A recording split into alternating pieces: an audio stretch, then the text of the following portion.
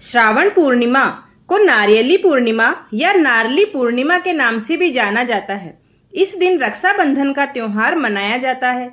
कई लोग राखी पूर्णिमा पर उपवास रखते हैं और विधि विधान से भगवान विष्णु की पूजा करते हैं। भक्तों, चलिए जानते हैं श्रावणी पूर्णिमा नारियली पूर्णिमा की यह व्रत कथा।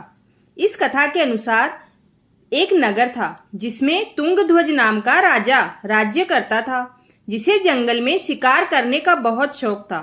एक दिन राजा जंगल में शिकार करने गया तो बहुत आगे तक निकल गया। शिकार करते करते वो थक गया। अपनी थकान दूर करने के लिए वो एक बरगद के पेड़ के नीचे बैठकर आराम करने लगा।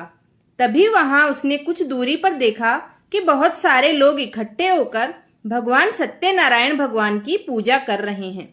राजा को खुद पर इतना अभिमान था कि उसने न तो भगवान को प्रणाम किया, न ही कथा को सुनने गया और न ही उसने प्रसाद लिया। अपनी नगरी में आकर राजा ने देखा कि उसके राज्य पर किसी ने हमला कर दिया है। राजा अपने राज्य की ऐसी स्थिति देखकर तुरंत समझ गया कि सत्यनारायण भगवान के प्रसाद का अपमान करने के कारण ही ऐसा हुआ है।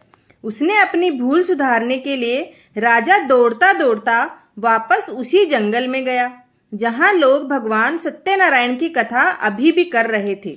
वहां पहुंचकर राजा ने सत्यनारायण भगवान की कथा सुनी और प्रसाद ग्रहण किया और अपनी भूल के लिए वहां उपस्थित सभी लोगों के साथ भगवान सत्यनारायण से बार बार माफी मांगी।